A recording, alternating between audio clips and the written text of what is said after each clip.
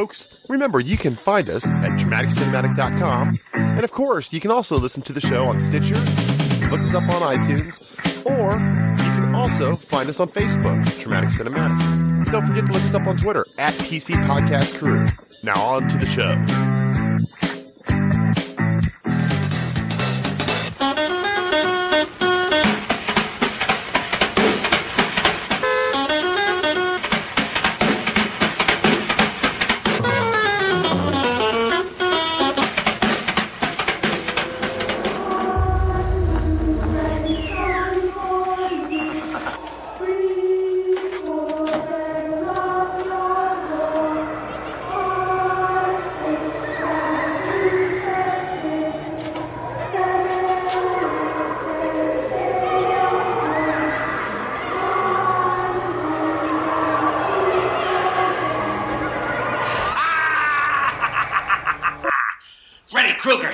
A.K.A. Robert Englund, and you better be checking out Dramatic Cinematic, or else!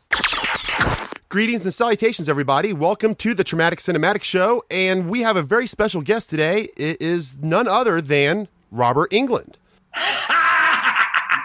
That's Mr. Kruger to you, Lewis. I have to admit, I was going to come into this and try not to talk about Nightmare on Elm Street, but how in the world can you not? You are by far the my favorite of all the monsters, and I think a lot of people agree with that. But you know what? Before we get into any of that kind of stuff, I heard a rumor that you are a surfer, or at one time was an avid surfer.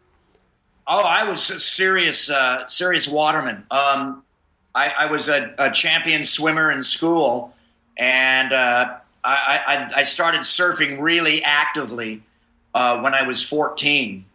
Learned in Huntington Beach at the Huntington Cliffs, and then all through late junior high school and high school, I was pioneering up at the Ventura beaches north of Malibu. My crew, we were sort of pioneers in Hollywood by the Sea, and some of the Ventura beaches just south of Rincon. Those were our local places.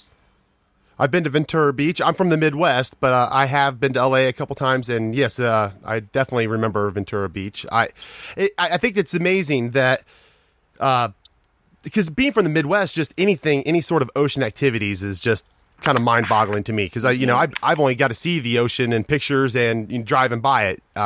So to live on it must be quite an interesting thing. Well, I'm down in Laguna Beach now. And we have one of the oldest contests, if not the oldest surf contest in the entire world. It's called the Brook Street Classic. And it's a reef, and it goes out pretty far. I think there's actually 3 reefs. One of our surf shops here is called Second Reef. But when the south swell is just right, our window opens between the coastline to the south and the edge of Catalina Island, and we get those real extreme south swells in our window. And I've sat down at the local bar, and I've seen guys ride so far from Third Reef. I think I've seen 200-yard rides. It's just an amazing break.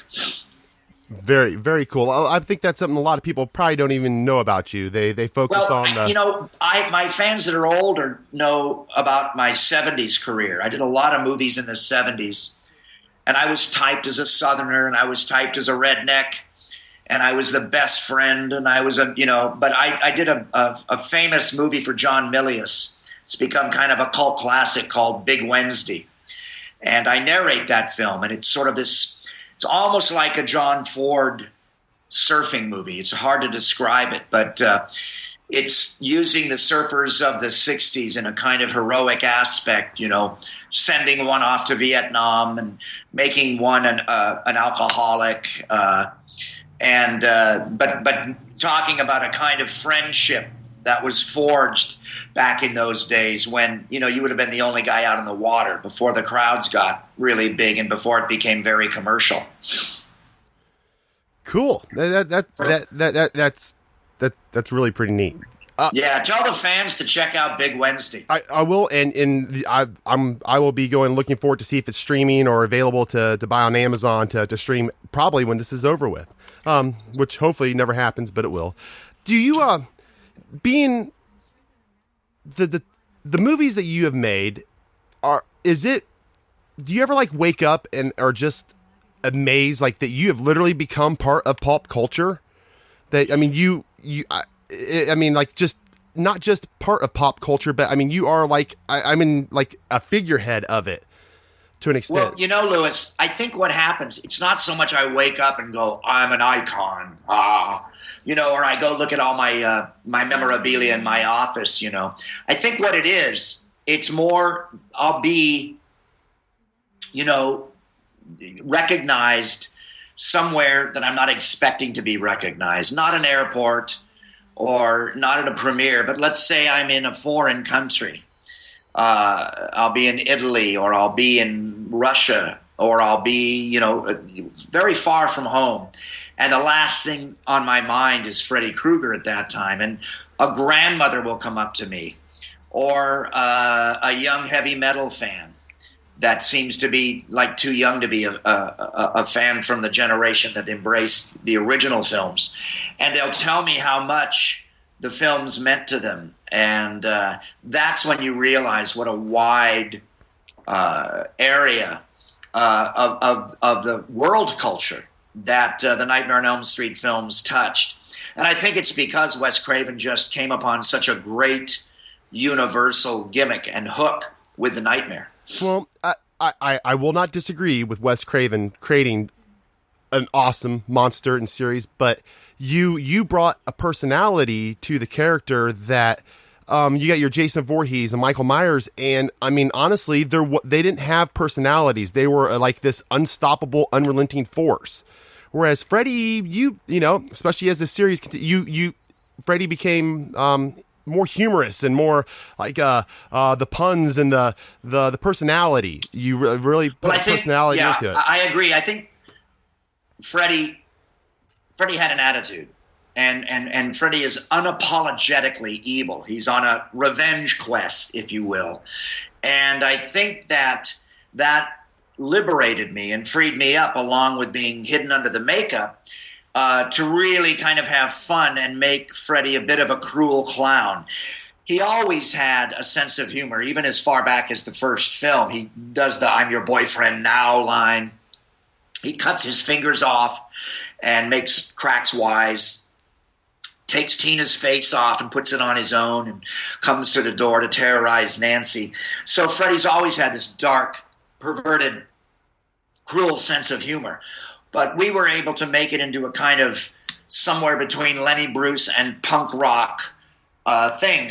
Even as far as Nightmare number 6, Freddy's Dead. Even in that one, where some people, you know, claim that we jumped the shark, and maybe we did, but we intentionally pushed the envelope on that to make it into almost like a Chuck Jones Warner Brothers cartoon with, you know, some serious underpinnings. We just thought that we could get away with it by then, because Freddy Krueger had entered the vernacular of the culture. You know, once Johnny Carson or Jay Leno is doing Freddy Krueger jokes, and once, you know, the political cartoons and the, you know, front page of the newspaper are referencing Freddy Krueger, or Eminem or Jay-Z or Will Smith are referencing Freddy Krueger in punk rock lyrics or in rap lyrics, you sort of have that. You sort of have to go with it a little bit. You can't, you know, you sort of have to embrace it. And that's why we finally got a little crazy with the 3D version in part 6. And then we reined it back a little more for Wes Craven's New Nightmare. But there was sort of the logical extension of this cruel clown, this sort of court jester of death, if you will. And you mentioned it lightly. You said you had your office full of memorabilia, and that was a question I was really curious of. Is have you collected props or memorabilia from the films that you've been on, or do you? Because you are actually a horror fan, aren't you? Well, yeah, you know, and I was kind of a snob in the 60s and 70s because I was English trained. And I'd done a lot of classics, you know, professionally. I've done a lot of clowns and Shakespeare and a lot of other roles as well. I've also done George Bernard Shaw professionally and Moliere, Pirandello, Chekhov. So I was kind of a snob when I returned to my hometown in Hollywood. And Wes Craven kind of reminded me of my inner 14-year-old boy or my inner 11-year-old boy. And I was reminded of how much I loved seeing Frankenstein on the Late Late Show on a sleepover when I was a kid. Because, you know, that movie came from the 30s, but they re-released it on television in the 50s. And I was reminded how much fun it was to watch the $1 Million Movie with my friends on a sleepover and watch King Kong over and over every night of the week, you know, at 6 o'clock in the evening on a local channel and study it. And I was obsessed. I drew Kong shaking the sailors off of the log over the crevasse. I drew that over and over again because that image so captured me. And now I realize when I get crayon drawings of Freddy Krueger from young boys and young girls all over the world sent to me in fan mail, I realize that there's a movement or a posture or a silhouette or a shadow of Freddy, or the claw extending one hand, or the silhouette of the hat, or the red and green vertical stripes, horizontal stripes of the sweater that have captured the imagination of some kid, just like those sailors screaming down that canyon of death in King Kong, or just like Gregory Peck being strapped to the whale in Moby Dick, directed by John Huston, or just like my obsession with dinosaurs, you know, having seen them in some stop-action Ray Harryhausen sequence, you know, or the effects from Seven Voyage of Sinbad by Ray Harryhausen that I loved, you know, and so I understood how much of that I had paid attention to as a child, and I remembered how much I loved the pictures of Lon Chaney in all his various makeups in this Life magazine coffee table book that my uncle had. And I realized that I did respect horror films, and I did love them as a child, and I wanted to kind of instill that in my respect for contemporary horror and classical horror with my fans, and acknowledge that. And it took me a while to kind of have that epiphany, you know, but I did have that. And I'm glad Wes kind of reminded me of that and opened my mind. And yeah, I do have some memorabilia. I have the Kevin Yeager mold and mask from Nightmare on Elm Street Part 2. And of course, Kevin Yeager went on to create Chucky for Child's Play and produce Sleepy Hollow with Johnny Depp. And he did, of course, you know, The Crypt Keeper on television. But Kevin was really a brilliant makeup man and took the original design of David Miller and refined it, along with help from the K&B crew, people like Howard Berger and Greg Nicotero and Bob Kurtzman, who now have Oscars for makeup. And so it was great. Can you hear me? Oh yeah, Louis? absolutely. I'm lost in your voice. But anyway, so I love that stuff, and I have my favorite thing to collect are the foreign movie posters of my movies. I have a great tie poster of me, the giant snake from Part 3, Dream Warriors, the phallic Freddy snake, you know, Freddy penis, whatever you want to call it, swallowing Patricia Arquette. Sort of the reverse of penetration and rape, almost being swallowed by the phallic nightmare of Freddy in her bedroom. And she's in her nightgown. And it's all written in the Thai language, the beautiful Thai language, in kind of a calligraphy, probably from a movie theater in Bangkok, I'm imagining. But I have it framed in bamboo, so it looks Asian.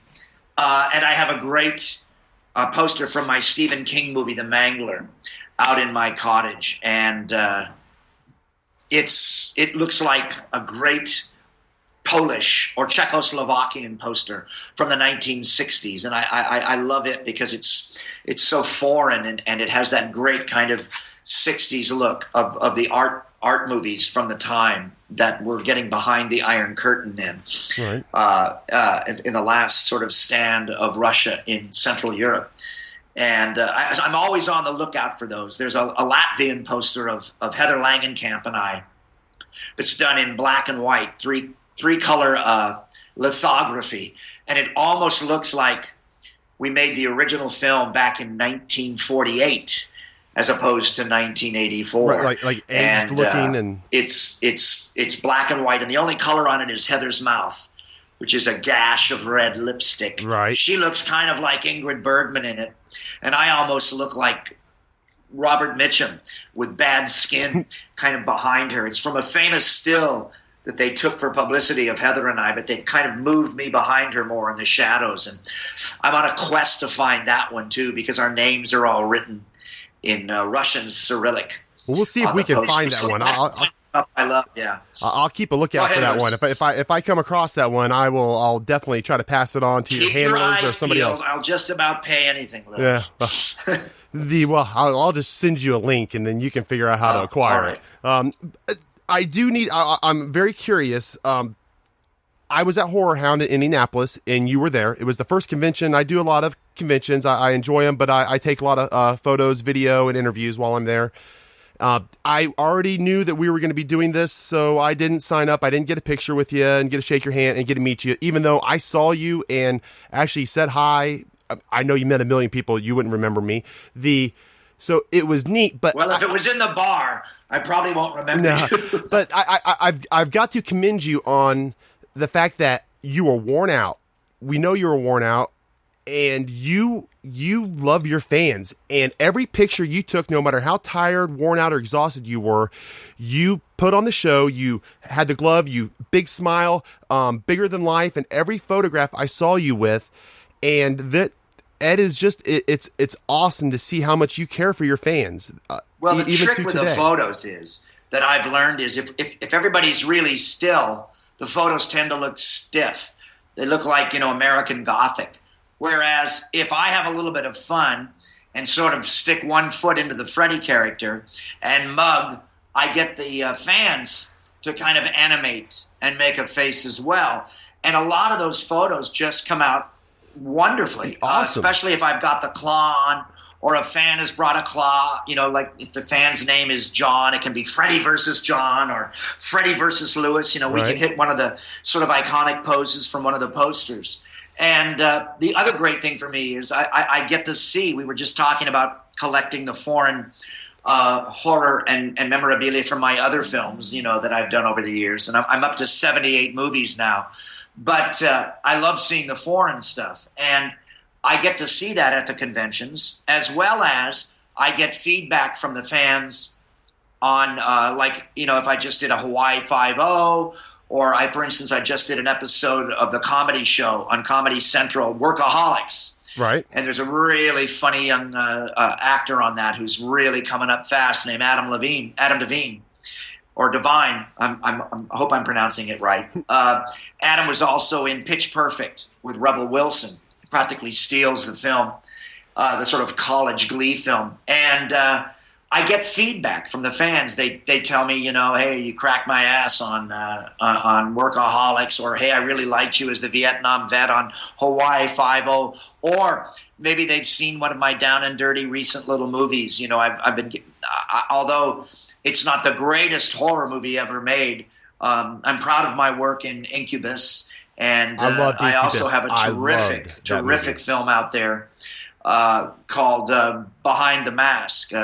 Leslie Vernon, The Rise of Leslie Vernon, which has rapidly becoming a cult classic. And I sort of do an homage, a salute, if you will, to the great Donald Pleasance from the Halloween films in that. But it's also a very smart film. And along with the one that we're getting ready to do, I'm sitting here talking to you, Lewis, with the screenwriter, Aaron Drain, the guy that conceived of Fear Clinic. And, it began as a movie that I wanted to do.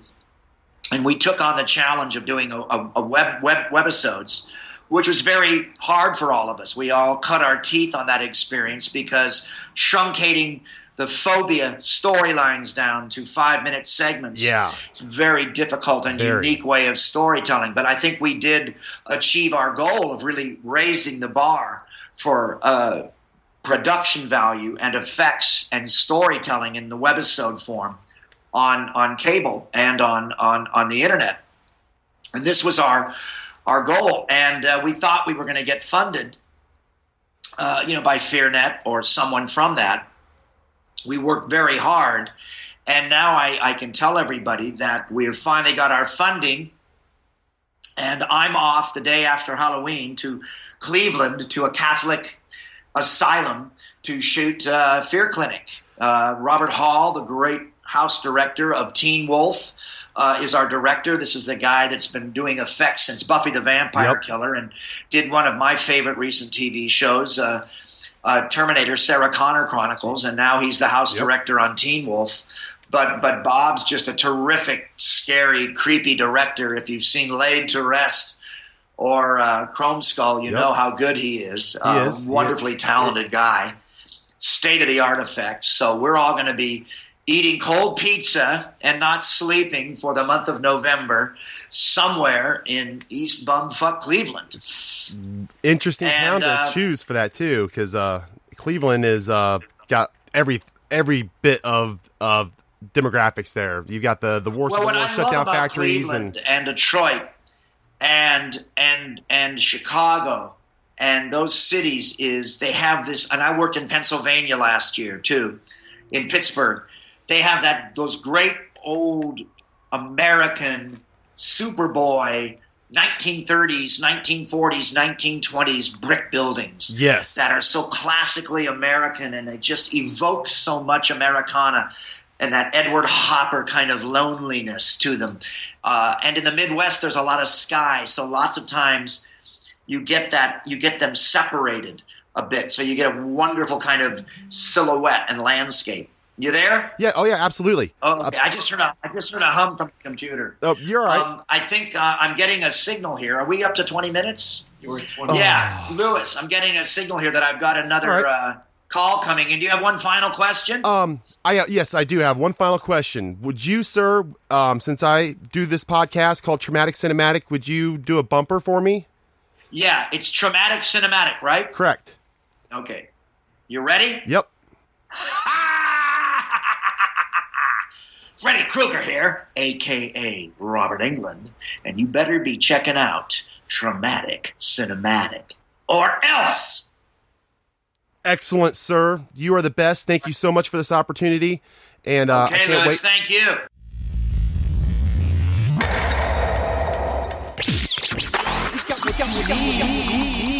Traumatic Cinematic, bitches. Check us out, traumaticcinematic.com.